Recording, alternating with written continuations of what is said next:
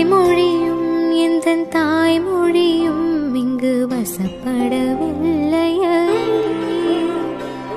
வயிற்றுக்கும் துண்டைக்கும் உருவமில்லாதொரு உருண்டையும் உருளுதடி. விநாயகர் சதுர்த்தி அன்னைக்கு பூஜை எல்லாமே முடிச்சுட்டு வெளியே கிளம்பியிருந்தேன் அப்படின்னு சொன்ன பார்த்தீங்களா, எங்கே கிளம்புனேன் அப்படிங்கிற விலாக் தான் இது. Welcome to my channel. நான் உங்கள் பிரியா. என் சேனலை சப்ஸ்கிரைப் பண்ணி தொடர்ந்து ஆதரவு கொடுத்துட்ருக்கேன். உங்கள் எல்லாருக்குமே ரொம்ப நன்றி. இனிமேல் சப்ஸ்கிரைப் பண்ண போகிறவங்களுக்கும் ரொம்ப ரொம்ப நன்றி. ஒரு 10:30க்குள்ளவே பூஜை எல்லாமே முடிச்சுட்டு ஒரு 11 o'clock போல் சாப்பிட்டுட்டு நாங்கள் கிளம்பியிருந்தோம். பாடி சரவணா ஸ்டோருக்கு தான் போயிருந்தோம். இந்த தடவை வந்து ட்ரெஸ்ஸோ இல்லை ஸ்லிப்பர்ஸோ இந்த மாதிரி எதுவுமே வாங்குறதுக்கு போகலை. நம்ம வீட்டுக்கு தேவையான ஒரு ஃபர்னிச்சர் வந்து வாங்கலாம் அப்படின்னு தான் போயிட்டுருக்கோம். எங்கள் வீட்டாண்ட இருந்து ட்ரெயின் ஏறணும் அப்படின்னா கொரட்டூர் வந்து ரீச் ஆகிறதுக்கு ஒரு 40 minutes பக்கம் ஆகும். ரயில்வே ஸ்டேஷன் விட்டு வெளியே வந்து பஸ் ஸ்டாண்டுக்கு தான் வரணும். திரும்பவும் ஒரு பஸ் ஏறி போகணும். அந்த அன்னைக்கு விநாயகர் சதுர்த்தி இல்லை, அதனால பஸ் ஸ்டாண்ட் பக்கம் ஒரு விநாயகர் கோவில் இருக்கு. அங்கே அன்னதானம்லாம் போட்டுட்டு இருந்தாங்க.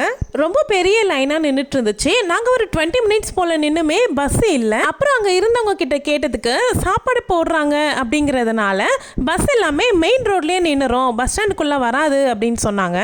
கொஞ்சம் தூரம் போல் நடந்து வந்து அதுக்கப்புறமா தான் இந்த பஸ்ஸில் ஏறி போயிருந்தோம். 1/2 hour கிட்ட விசாரிக்காமையே டைம் வேஸ்ட் பண்ணிட்டோம். ஒரு 12:30 போல் சரவணா ஸ்டோருமே நாங்கள் ரீச் ஆயாச்சு.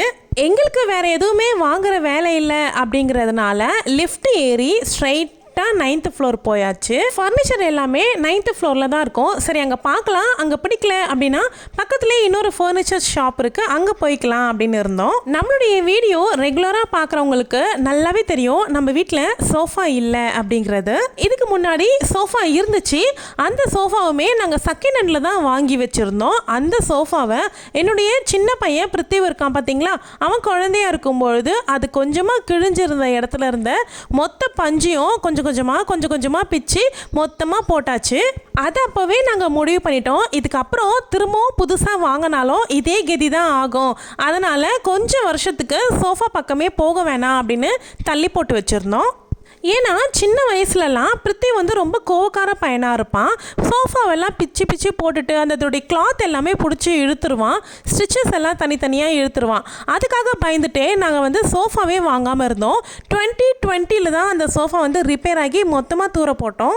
அதுக்கப்புறம் கிட்டத்தட்ட 5 வருஷம் கிட்ட ஆகுது நாங்கள் திரும்ப சோஃபாவே வாங்கலை. இப்பயுமே நாங்கள் ரொம்பவே கொஸ்டின் கேட்டு சோஃபா வாங்கினா நல்லபடியாக ஹேண்டில் பண்ணுவீங்களா, அதை கரெக்டாக யூஸ் பண்ணுவீங்களா அப்படின்னு ஒரு 3 months டிஸ்கஷன் போயிட்டே தான் இருந்துச்சு. அதுக்கப்புறமா பசங்க கிட்ட கேட்டு அவங்களுடைய ஒப்பீனியன் கேட்டதுக்கு அப்புறமா தான் நாங்கள் வந்து வாங்கணும் அப்படின்ற முடிவுக்கே வந்தோம். ஏன்னா ஒவ்வொரு பொருளும் கஷ்டப்பட்டு காசு போட்டு வாங்கிட்டு அதை ஒழுங்காக மெயின்டைன் பண்ணாமல் வேஸ்ட் பண்ணாங்க அப்படின்னா நமக்கு இன்னுமே கோவம் வரும். அதனால் தேவையில்லாமல் பசங்களை அடிக்க வேண்டி வரும். அதுக்காகவே பொறுமையாக இருந்துட்டோம். இன்னும் கேட்டிங்க அப்படின்னா 2 பேருமே ஆஃபீஸ்க்கு போயிடுவோம். 2 பேருமே இல்லாததுனால பெருசாக சோஃபா வந்து யூசேஜ் இல்லாமல் இருந்துச்சு. அது இல்லை அப்படிங்கிறதுமே எங்களுக்கு அவ்வளோ கஷ்டமாக தெரியல. நாங்கள் 2 பேருமே ஆஃபீஸ்க்கு போயிடுவோம் அப்படிங்கிறதுனாலே எங்கள் வீட்டுக்கு பெருசாக விருந்தாளிகள்னு யாரும் பெருசாக வரமாட்டாங்க. சேர் இருந்துச்சு அப்படிங்கிறதுனால அதை வச்சு மட்டுமே மேனேஜ் பண்ணிக்குவோம். இத்தனை வருஷமாகவுமே இப்படியே தான் மெயின்டைன் ஆகிட்டு இருந்துச்சு. இப்போ நான் ரிசைன் பண்ணிவிட்டு வீட்டில் இருக்க ஆரம்பித்த இந்த 9 months சோஃபா இல்லாதது எவ்வளோ கஷ்டமாக இருக்குது அப்படிங்கிறத வீட்டில் இருக்க ஆரம்பித்ததுக்கு அப்புறமா தான் என்னால் உணர முடியுது. வேலை எல்லாமே செஞ்சு முடிச்சுட்டு ரிலாக்ஸாக வந்து உட்காரலாம் அப்படின்னு நினச்சா கூட சோஃபா இல்லாதது ரொம்பவே கஷ்டமாக ஃபீல் ஆச்சு. பசங்களுக்குமே வந்து டிவி பார்க்கும்பொழுதெல்லாம் நெக் பெயின் வர மாதிரி ஸ்டார்ட் ஆனிச்சு. ஃபைனலாக டிசைட் பண்ணிவிட்டு ஓகே சோஃபா வாங்கிடலாம், இதுக்கு மேலே தள்ளி போட வேண்டாம், பசங்களும் வளர்ந்துட்டாங்க, இதுக்கு மேலே மெயின்டைன் பண்ணிக்குவாங்க அப்படிங்கிறதுனால எல்லாருமே கிளம்பி போயிருந்தோம். எனக்கு வந்து எப்படின்னா ஒரு தடவை செலவு பண்ணாலும் நல்ல ஒர்த்தாக செலவு பண்ணிடணும், நல்ல ரொம்ப வருஷத்துக்கு நீடிச்சு உழைக்கிற மாதிரி வாங்கிடணும் அப்படின்ற மைண்டு தான் இருந்துச்சு. நான் வந்து ஹஸ்பண்ட் கிட்ட கேட்டேன், உட்டு வர மாதிரி வாங்கிக்கலாமா, அப்பப்போ அந்த குஷன் மட்டும் மாற்றிக்கலாம் அப்படிங்கிற மாதிரி கேட்டேன். அவங்களுக்கு வந்து அந்த மாடலில் பெருசாக விருப்பம் இல்லை. அந்த மாதிரி மாடல் எல்லாமே ஓல்டாக இருக்கும், நம்ம கொஞ்சம் நியூவாக வாங்கலாம் அப்படிங்கிற மாதிரி சொல்லியிருந்தாங்க. சரி ஓகே அப்படின்னு சொல்லிட்டு நியூவாக நிறைய மாடல்ஸ் இருந்துச்சு. நிறைய மாடல் பார்த்துக்கிட்டு இருந்தோம். ஒரு கட்டத்துக்கு மேலே எங்களுக்கு கன்ஃபியூஸ் ஆயிடுச்சு.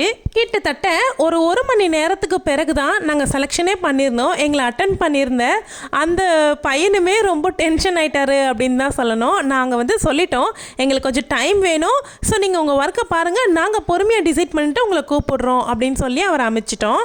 பின்ன என்னங்க, இவ்வளோ பைசா போட்டு நம்ம வாங்குகிறோம், ஸோ நம்ம நிறைய யோசிக்காமல் எப்படி வாங்க முடியும்? கண்ணு பார்த்த உடனே நல்லா இருக்குது பளிச்சுன்னு அப்படிங்கிறதுனால நம்ம வாங்கிட முடியாதுல்ல. நிறைய டிஸ்கஷன் நம்ம பண்ண வேண்டியது இருக்கும். ஸோ அதனால் பொறுமையாக டைம் எடுத்து நாங்கள் டிசைட் பண்ணி செலக்ட் பண்ணோம். சோஃபா பொறுத்த மட்டிலும் நம்ம உட்காந்து பார்த்து நம்மளுடைய கம்ஃபர்டபுள் செக் பண்ணி வாங்குறது ரொம்பவே முக்கியம். வீடியோலேயே பாருங்கள் எத்தனை மாடல் நான் காமிச்சிருக்கேன் அப்படின்னு. இது எல்லாமே என்னுடைய பையன் தான் வீடியோ எடுத்திருந்தான். எங்களுடைய மனசில் 5 சீட்டர் தான் வாங்கலாம் அப்படிங்கிற பிளான்லேயே நாங்கள் போயிருந்தோம். சரி வாங்குறதே வாங்குகிறோம், ஒரே வேலையாக 5 சீட்டராக வாங்கிடலாம் அப்படின்ட்டு. ஆனால் பார்த்திங்கன்னா நம்மளுடைய ஹாலில் 5 சீட்டர் போட்டோம் அப்படின்னா ரொம்பவே அடைப்பாக ஆயிரும், வீடு சின்னதாக ஆன மாதிரி ஃபீல் ஆயிரும்.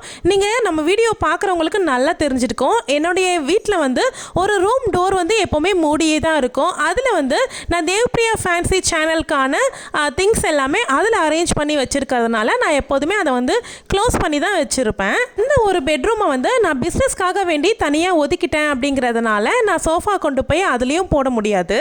அதனால் 5 சீட்டர் சரியாக வராது அப்படின்ட்டு யோசிச்சுட்டு 3 சீட்டர் மட்டுமே வாங்கிக்கலாம், அதுவே போதுமாக இருக்கும் அப்படின்னு யோசிச்சிட்டோம். காஸ்ட் ரொம்பவே அதிகமாக இருந்துச்சு. ஸ்டார்டிங்கில் கம்மி ரேட்டு தான் இருந்தது, பட் அதில் எங்களுக்கு எதுவுமே டிசைன்ஸ் பிடிக்கல. ஃபைனலாக ரிக்ளைனர் மாடல் பார்க்கலாம் அப்படின்னு சொல்லிட்டு அந்த மாடல்ஸ் எல்லாமே பார்த்தோம். சொல்லவே வேண்டாம், காஸ்ட் அதிகமாக இருந்துச்சு. ஆனால் எவ்வளோ காஸ்ட்டோ அதுக்கேற்ற அளவுக்கு ஒர்த்தாக தான் இருந்துச்சு. ஒவ்வொரு மாடல்லையுமே நிறைய கலர்ஸ் ஆப்ஷன்ஸ் காமிச்சாங்க. நமக்கு அவங்க வச்சுருக்க கலர் பிடிக்கல அப்படின்னும்போது அவங்க ஆப்ஷன்ஸ் கொடுக்குறாங்க, அதில் நம்ம கஸ்டமைஸ் பண்ணி வாங்கிக்கலாம். 5 சீட்டர் வாங்கும்போது டீப்பாய் அதிலே வரா மாதிரி பண்ணி கொடுத்துருவோம் அப்படின்னு சொல்லியிருந்தாங்க. ஆனால் நாங்கள் 3 சீட்டர் தானே வாங்க போகிறோம், அதனால டீப்பாய் வராது, குஷன் மட்டும் வரும்னு சொன்னாங்க.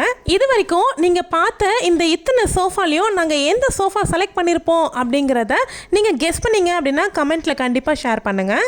அதை செலக்ட் பண்ணி முடிக்கிறது காட்டிலையுமே எல்லாருக்குமே பசி வந்துருச்சு ரொம்பவே. எனக்கு அவங்க காமிச்சிருந்த கலரே பிடிக்கல. ஸோ நம்ம வீட்டுக்கு ஏற்ற மாதிரி நம்மளுடைய வீட்டு டிவி யூனிட்டுக்கு மேட்ச் ஆகிற மாதிரி ஒரு கலர் நானே கஸ்டமைஸ் பண்ணி கேட்டிருந்தேன். அது மட்டும் இல்லாமல் நம்மளுடைய வீட்டுக்கு பெயிண்டிங் ஒர்க்குமே ஸ்டார்ட் பண்ண போகிறோம் கூடிய சீக்கிரத்தில். ஸோ நான் என்ன கலர் பெயிண்ட் பண்ண போகிறனோ அதுக்கேற்ற மாதிரியுமே நான் மேட்ச் பண்ணுற மாதிரி கலர் சூஸ் பண்ணிக்கிட்டேன். நாங்கள் விநாயகர் சதுர்த்தி அன்னைக்கு போயிட்டு புக் பண்ணிட்டு வந்தோம். ஸோ புதன்கிழமை அன்னைக்கு, அதுக்கு அடுத்து சாட்டர்டே தான் டெலிவரி கொடுப்போம் அப்படின்னு சொல்லியிருந்தாங்க. ஸோ அதெல்லாம் முடிச்சுட்டு ஜாலியாக ஹாப்பியாக போயிட்டு சாப்பிட்றதுக்கு போயிட்டோம். ஸோ இந்த ஒரு சோஃபா வாங்கிறதுக்கு நாங்கள் 5 வருஷம் டைமை கடத்தி வெயிட் பண்ணியிருக்கோம். நம்மளுடைய வாண்ட் லிஸ்ட்டில் இருக்குது அப்படின்னா கூட உண்மையாகவே அந்த பொருள் நமக்கு வேணும் அப்படின்னும் பொழுது தான் நம்ம வாங்கணும் அப்படிங்கிறதுல நான் ரொம்பவே உறுதியாக இருந்தேன்.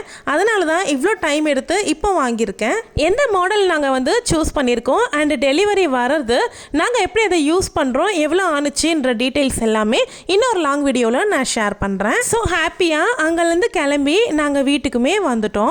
ரிட்டன் வரும்பொழுது தான் கொஞ்சம் மழை ஸ்டார்ட் ஆகிடுச்சு. மழையிலையுமே லைட்டாக நனைஞ்சிட்டே வந்துட்டோம்.